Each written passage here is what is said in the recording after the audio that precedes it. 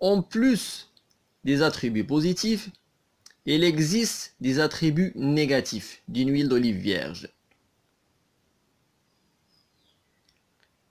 Les attributs négatifs les plus connus et qui sont adoptés par le Conseil ou l'École internationale sont l'attribut Chaumet-Ly. Il peut être défini comme une flaveur caractéristique de l'huile tirée d'olive entassée ou stockée dans des conditions telles qu'elle se trouve dans un état avancé de fermentation, dans des conditions d'anaérobiose. Cette huile en contact avec les boues ou les fonds de pile vont subir un processus de fermentation anaérobie et vont donner lieu à un goût très désagréable qui va se développer en fonction du temps et en fonction des conditions propices au développement de cet attribut négatif. Le deuxième attribut négatif dont on va parler dans cette session est le moisi humide.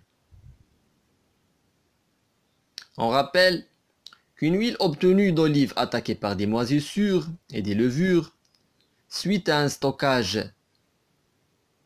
mal conduit des fruits d'olive pendant plusieurs jours et dans des conditions d'humidité relativement élevées,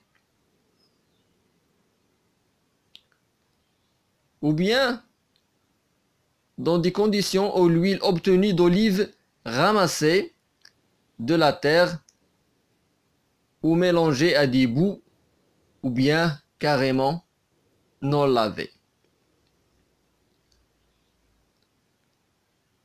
Ces mauvaises pratiques de trituration vont donner lieu à cet attribut négatif moisi humide. Troisième attribut, on va parler cette fois-ci du vineux vinaigré acide aigre, qui est une flaveur caractéristique de certaines huiles rappelant le vin ou le vinaigre. Ou bien carrément, elle rappelle un goût très acide dans la cavité buccale du dégustateur. Quatrième attribut, c'est l'attribut rance. Suite à l'oxydation lipidique, il va y avoir lieu d'un développement d'un rancissement.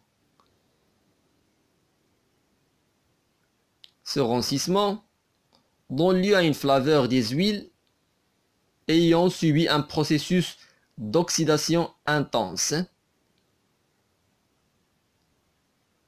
Et dans des huiles qui présentent des degrés d'oxydation très poussés ou très avancés, ça va rappeler le dégustateur du goût de la peinture.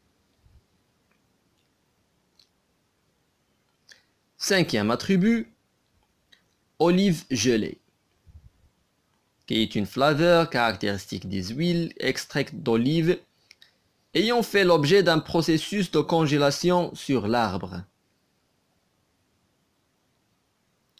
Je rappelle que l'analyse sensorielle va nous permettre de tracer le profil sensoriel de l'huile d'olive dégustée. Donc c'est ce cinquième attribut qui est olive gelée va mettre en évidence les conditions dans lesquelles on passait ou sont passées les olives sur l'arbre, si jamais il y avait des périodes de congélation. Donc ce passé va être manifesté par cet attribut, comme on a dit, attribut olive gelée.